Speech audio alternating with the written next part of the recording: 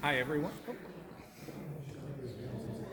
Hello, everyone. Thanks again. Brendan Stone here from Hamilton Coalition to Stop the War, and I see everybody's ready. And it's great to see a semicircle of people here assembled today on such a cold night, wearing watermelon pins and insignia for Palestine. It's very much appreciated, so thank you very much. Today, of course, we have Dan Kovalik speaking on a very important issue with a very important new book. And I should say that this morning, I woke up and I turned on the Taylor Report, 89.5 CIUT-FM in Toronto. And Phil Taylor was actually interviewing Dan's co-author, Jeremy Kuzmarov. And it was a 45-minute interview. And it was actually a spectacular interview that delved into how the United States manages the information space. In other words, people don't have a lot of knowledge about what happened in Syria and how the United States instigated a regime change in that country. Dan's co-author incredibly gave a kind of Edward S. Herman style analysis about the media, about the US State Department, about interventions and wars. We're going to make that available on our website. We're going to send that out in our newsletter. We're going to attach it to any media related to tonight's event. I just wanted to say we're very fortunate to have such spectacular coverage. It's all thanks to Dan and the tour that he's doing. Now, I know we have difficulty combating propaganda. What you hear about Syria is a narrative, right? Somebody has created and concocted a narrative for you to believe. And fortunately, there are voices out there like Dan and Jeremy. You see people on YouTube and other programs who talk about the geopolitics of the world. And what Dan has done is actually incredibly brave and goes above and beyond, because he's actually been to Syria at least a couple times. Most recently, he went after the regime change. And as a journalist with guides, he was able to go into Al-Qaeda-controlled areas, places that are not safe, but he actually went into this place. Daniel among the lions, I suppose you could say.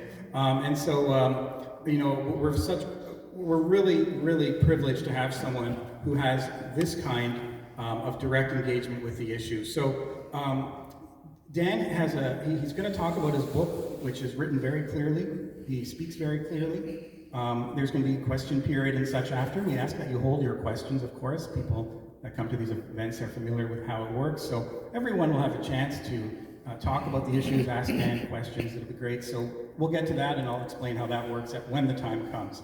So I think it's time very shortly to have Dan begin his talk. I will give him a formal introduction. Dan Kovalik served as in-house counsel at the United Steelworkers of America for 26 years at its headquarters in Pittsburgh. He has been a labor and human rights lawyer since graduating from Columbia Law School in 1993. He's represented plaintiffs in human rights cases arising out of egregious abuses in Columbia. He also taught international human rights at the University of Pittsburgh School of Law. He's the author of many books, including The Case for Palestine, Why It Matters, and Why You Should Care, and he received the David W. Mills Mentoring Fellowship from Stanford Law School, the Serena Shim Award for Uncompromised Integrity in Journalism, and Iran's 15th Farabi International Award. Dan Kovalik lives in Pittsburgh, and he personally visited Syria, as I said, more than twice, including very recently. So, Dan, thank you very much for bringing your book and your talk today. Thank you very much. Wow, that was a very nice introduction. I actually feel like, wow, I guess I did a few things in my life, so that's good. Thank you, everyone, for coming. I really do appreciate it. Syria, of course, I'm sure most of you have experienced, has been one of the more divisive issues amongst the peace movement. I've seen it close up. It was really tore the peace movement apart in Pittsburgh, where I'm from, but I know in other places too. And if people opposed the U.S. intervention there, they were called Assadists and everything else. And I kind of want to break that down. I think that it was a mistake for the peace movement, for the left, not to have defended Syria more, not to have defended Libya more. And they were very people were very much taken in by the propaganda, by the vilification of people like Muammar Gaddafi and Assad. Even, I will say, I was just on Democracy Now! On Friday, and I generally like Democracy Now!, but I feel they played a fairly treacherous role in terms of those two issues. So I want to break that down. First of all, in terms of Syria, and I had dinner with some of your friends tonight, and as I mentioned, what has been lost in Syria is not only a tragedy for the Syrians, but for the world. My friend Roger Harris, he's a Marxist activist, he lives out in the Bay Area. He also happens to be a bird biologist, and he takes people on tour around the world. Very prominent people, rock stars and Saudi princes and whatnot. Anyway, that's how he makes his living. And he said for a while he was working with the US State Department on their World Leaders program, in which the State Department was taking people around the world to promote leaders. I don't know exactly how they were doing that, but that's not the important part. And my friend Roger Harris would help them on these tours. And at one point, this was 20 years ago, Roger asked these two people in the State Department who were heading up this program, he said, well, what country do people most like visiting? And the two people from the State Department said, oh, it's not even close. Invariably, it's Syria. Everyone loves to go to Syria. It's peaceful, it's friendly, it's a mosaic of different religions, ethnicities, where people get along. It has incredible ancient antiquities from every major religion, Islam, Christianity, and others. The head of St. John the Baptizer is there, and the streets and cobblestones where St. Paul and St. Peter walked. And that Syria is gone. And I almost want to cry when I say that. And the US and Canada and other Western countries, with their partners in the Gulf and Israel, are responsible. In fact, what Americans are never told, and you would never, your kids or grandkids would never be told this in school, you're going to learn about 2 world wars that we've had. World War I and World War II. I don't need to describe what they are. You know what I'm talking about.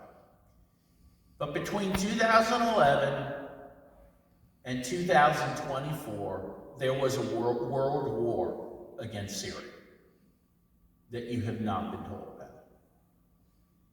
At one time, the ambassador from Syria to the United Nations said they had collected passports amongst the violent insurgents from 101 different countries. There's only 200 countries on it. Okay. So over half the countries in the world contributed fighters to overthrow the government in Syria. Billions and billions of dollars were spent to overthrow the government. And who were they supporting to overthrow the government? Terrorist groups. ISIS, Al-Qaeda, and others. And they were successful, to the point that the new leader of Syria was the #2 guy in Al-Qaeda after Osama bin Laden. Al-Qaeda has taken over Syria, and your government and my government helped make it happen. And I'll tell you why I think they chose these forces for that. But I'll give you, I need to give you a little history first that either you might have forgotten or maybe didn't know. Gore Vidal, and again, sadly, I am an American, so I'm going to mostly talk from the U.S. perspective. I also think my country is the most malign force in the world. As Martin Luther King said years ago, the U.S. is the greatest purveyor of violence in the world, and I think that's still true. So at least you got that going for you, that you're not the United States. But so when you talk about the support of terrorist groups in West Asia, which is the preferred moniker now over the Middle East, of course, you can go back pretty far, but let's just go back to June of 1979, when the U.S. began supporting the Mujahideen in Afghanistan, right? One of the leaders of which was Osama bin Laden. And the prevailing narrative that you've been told, and that most people believe, is that the U.S. supported the Mujahideen to confront the Soviet Union in Afghanistan. But the Soviet Union wasn't in Afghanistan yet.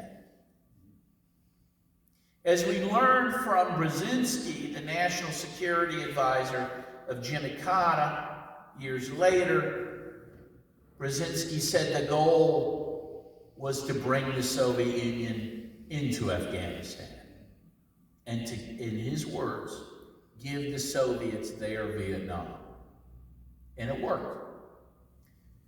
And so in 1980, the beginning of 1980, so 6 months after the U.S. began supporting terrorist groups in Afghanistan against a secular socialist government, the Soviet Union did invade, at the request of that government, by the way, to oppose these terrorist groups. But ultimately, as you know, the Soviet Union, I think it's fair to say, was defeated, and they retreated. Actually, the secular government lasted another 6 months after the Soviets left, but ultimately fell. The Taliban took over. The Taliban, just to be clear, did not grow out of the Mujahideen, but it was another similar group that ended up becoming victorious in Afghanistan, but all because the U.S. was supporting the Mujahideen to begin with.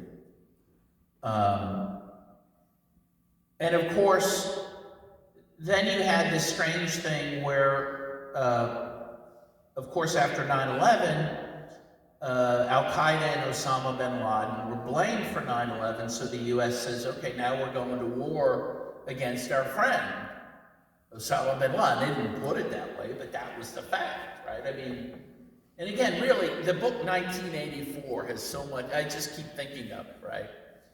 The idea, oh, we were always at war with East Asia. This idea that, oh, we're always at war with Al-Qaeda. Well, it's obviously not true. But for several years after 9/11, the U.S.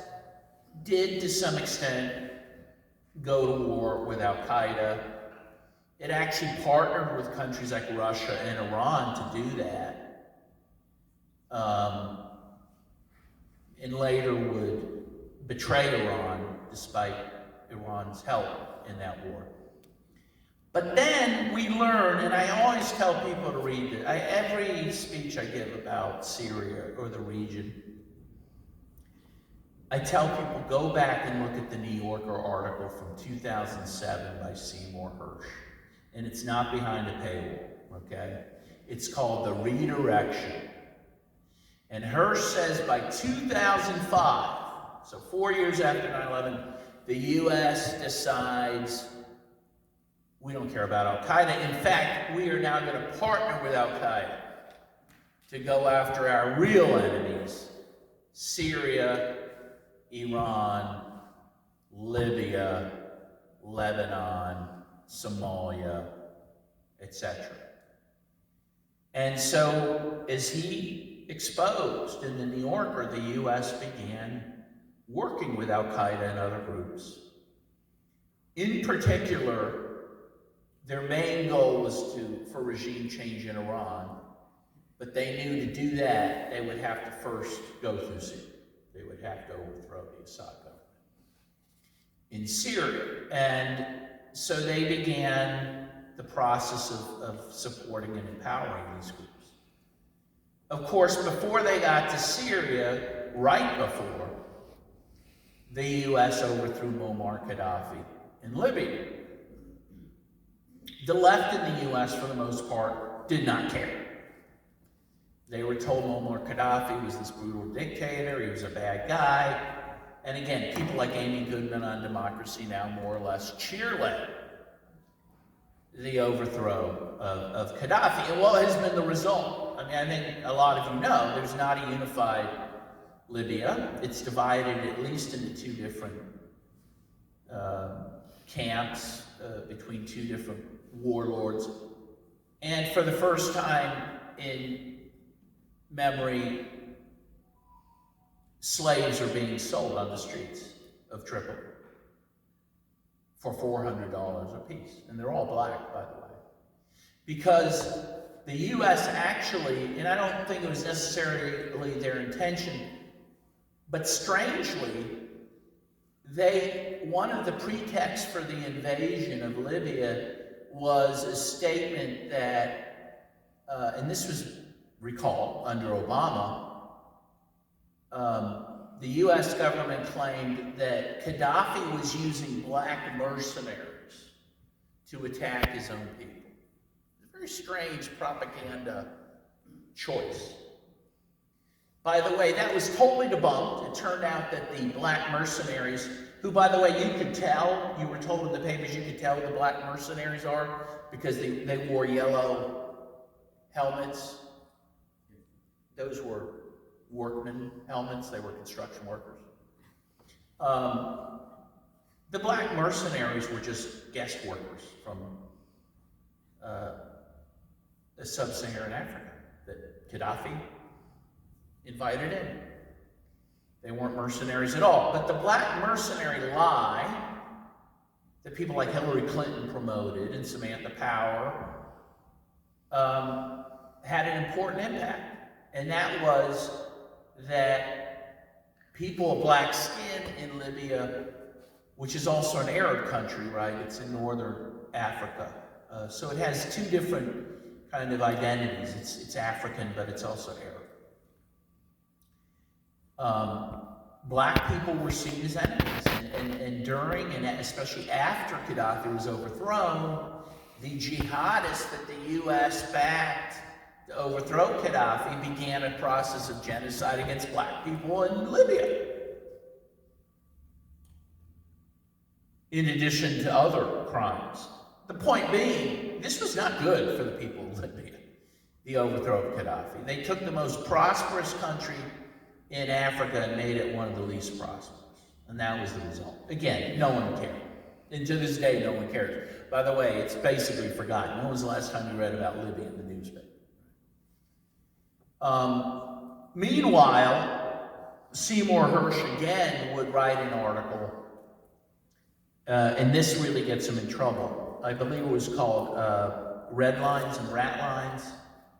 And he talked about how the U.S. would then use the weapons and personnel from the jihadists who overthrew Gaddafi. They would transfer them to Syria and begin the process of the violent overthrow of Assad. This gets Seymour Hersh into trouble, and he, at that point, becomes more and more isolated in journalism, even though he won the Pulitzer Prize right here. He now is a Substack. He went from the New Yorker to the London Review of Books to a German publication to Substack because the Western press rejected it for telling the truth. And so what happened in Syria in 2011 was that, yes, there were some peaceful protests against Assad, though actually 2010 was one of the more prosperous years economically for Syria, and actually Assad began to loosen up Syria in terms of the intelligence forces. He began to actually try to make it more, for lack of a better word, freer than his father had. And this ends up, the truth is the U.S. would exploit this. So there were peaceful protests against Assad, that is true, and you were told that. However, the jihadist groups that the U.S. and others, many others, were supporting,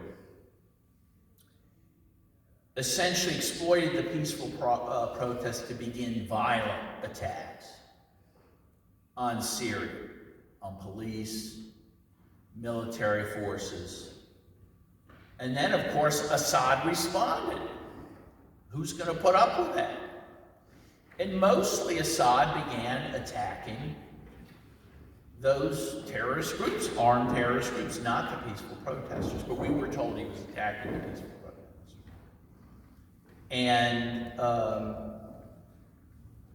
the war then began in earnest. And it was but it took years to lay the groundwork for this war. So I was in Syria in 2021. I'm sure others have been there, but I had the fortune of being taken to Douma, the town of Douma, and another town, Jabbar, I believe, and they showed me the tunnels that these terrorist groups made to get into Syria from Jordan. They were incredible. You could literally drive a truck through them, right? This was not something made overnight. It took years to build these tunnels.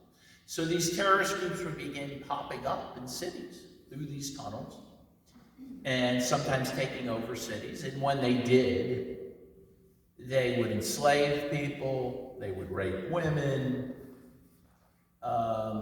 It wasn't pretty, but this was the people that the U.S. was supporting. We were told these were moderate rebels. Do you remember that? But then you would have sometimes U.S. officials admit, including Joe Biden at one point when he was vice president, you know, there aren't really any moderate rebels there. John Kerry said a similar thing. And that was the truth, that who predominated in Syria in terms of the offensive against Assad were these radical groups. And what was their goal? We knew what their goal was. So in 2012, the U.S. Defense Intelligence Agency put out a report. It was classified. It was either leaked or declassified later.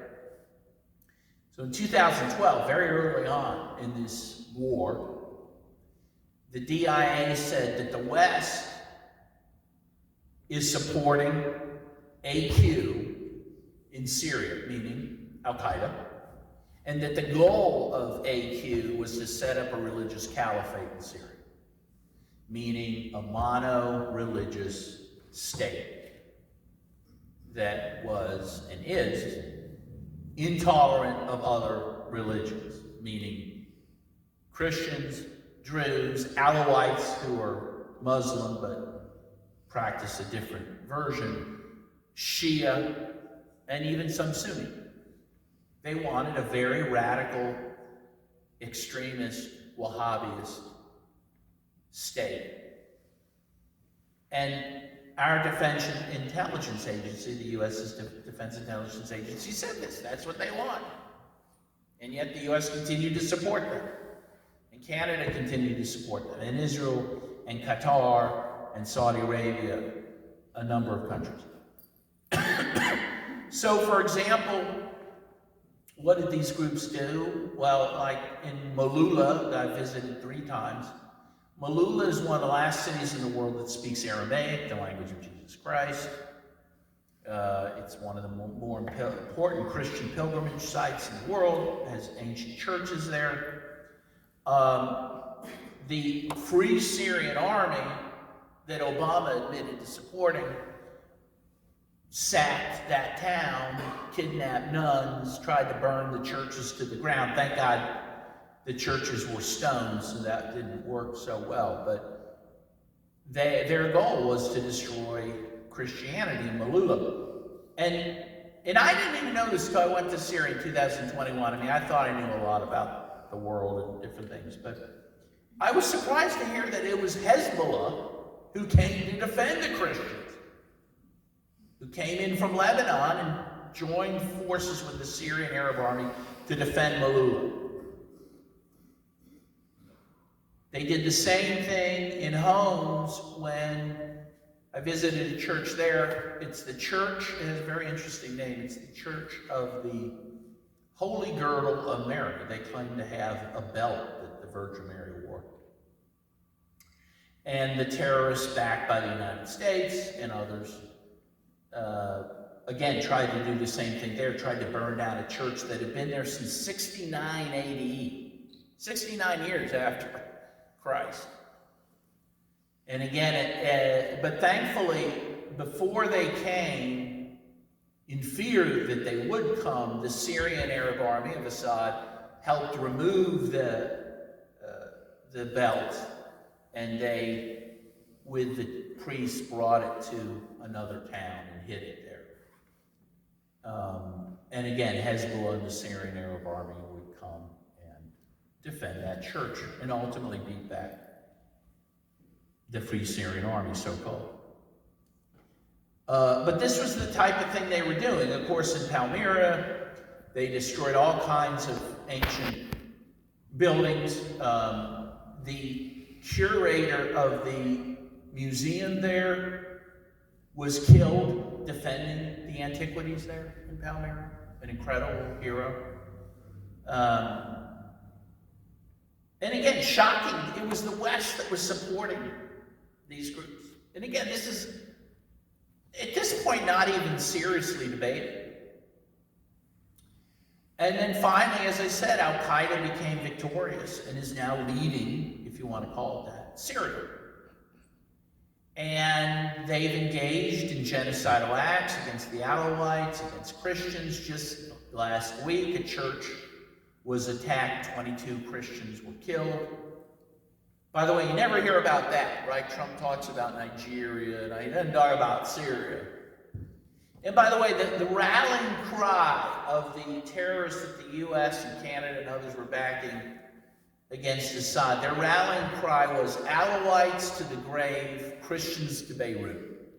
They would kill the Alawites and send the Christians out to Lebanon.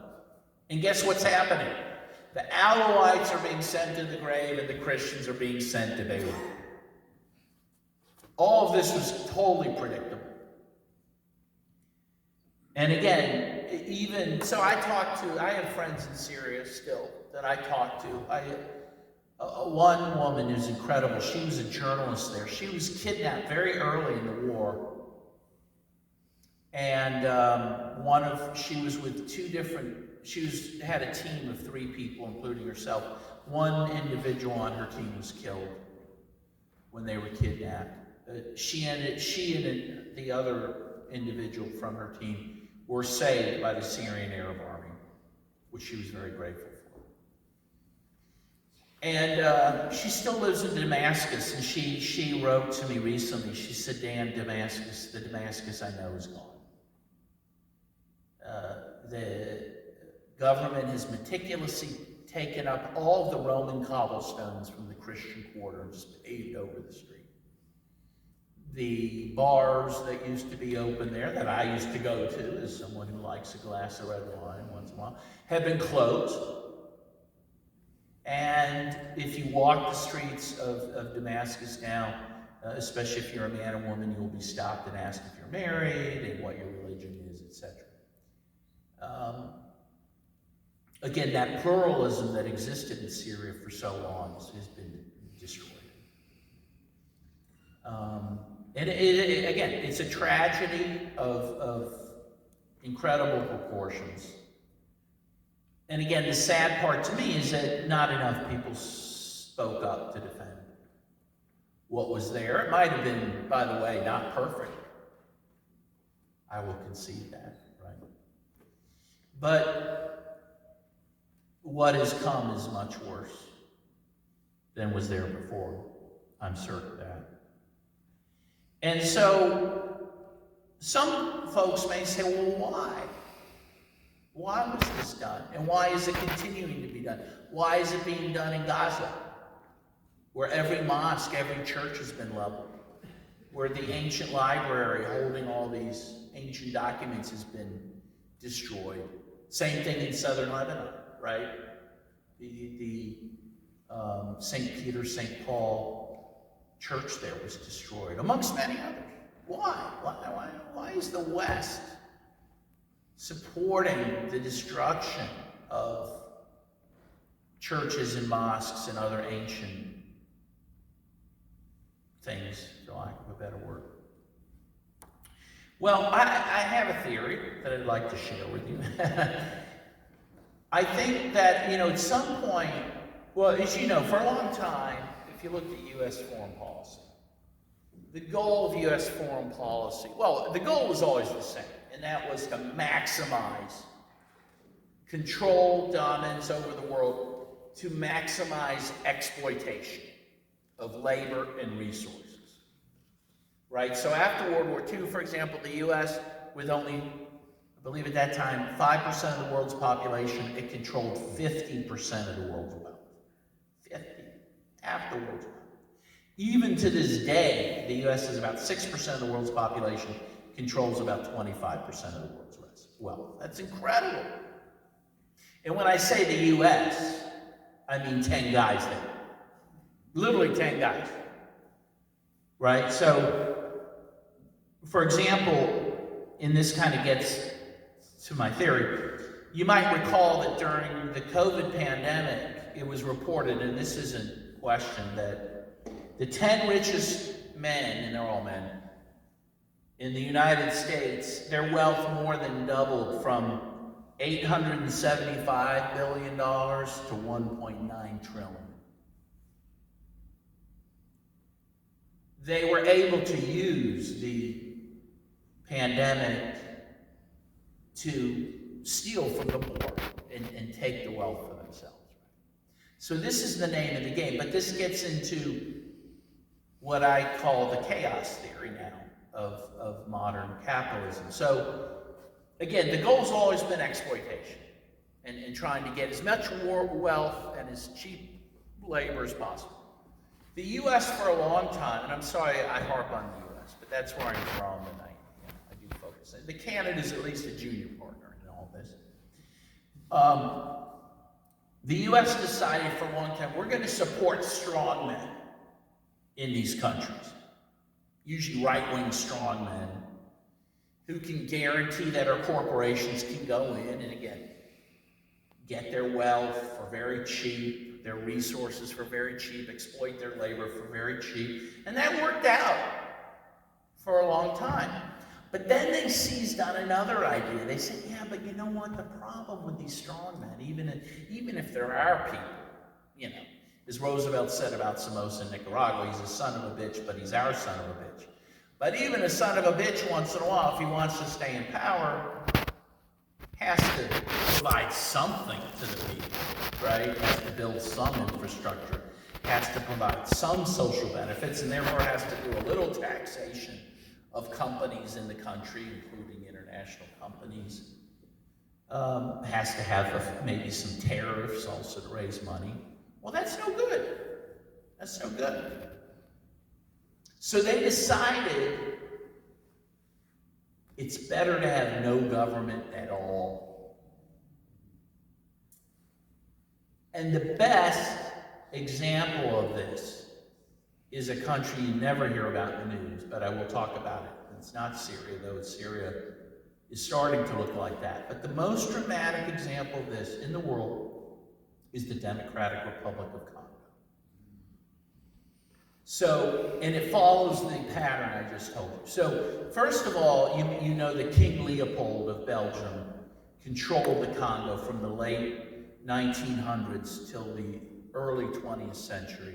And it's well accepted he murdered 10 million Congolese under his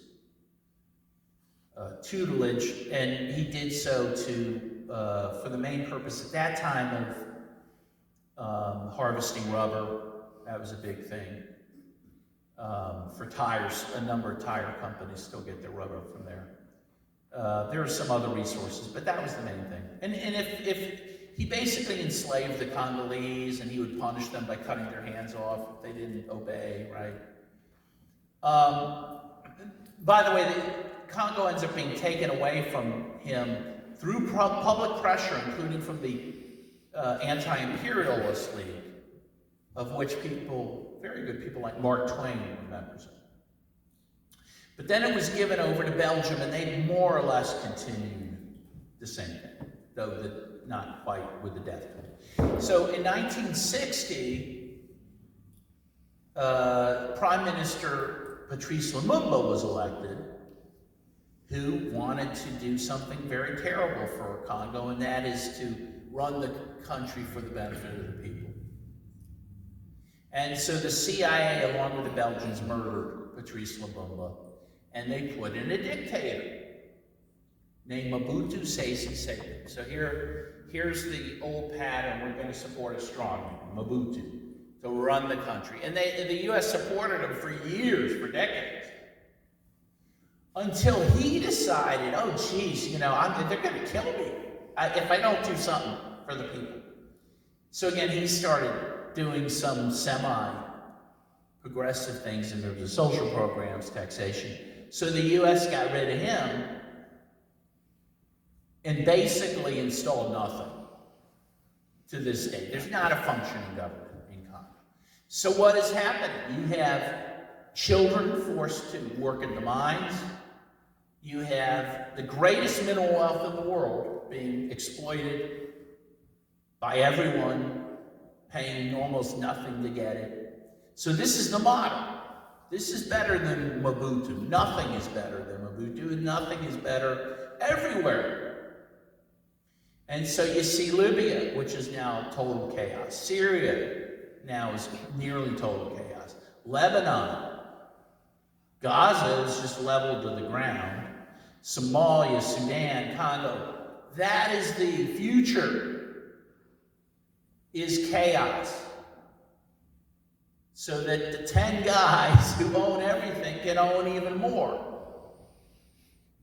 And when you look at what the U.S. is now threatening to do in Venezuela, for example, you got to look to Syria, you got to look into these other countries. That's the future for these people. They'd be better off with the government, no matter how flawed that government might be, than none at all, than what is being planned for them. I think the other thing that I see more specifically about, in particular West Asia, or also called the Middle East,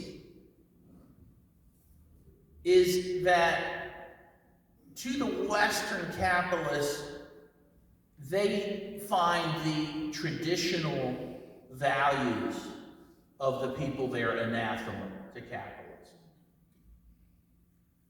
People who still have ties to churches, to mosques, that provide social services for people, in which there's communities that share and don't just value money, right?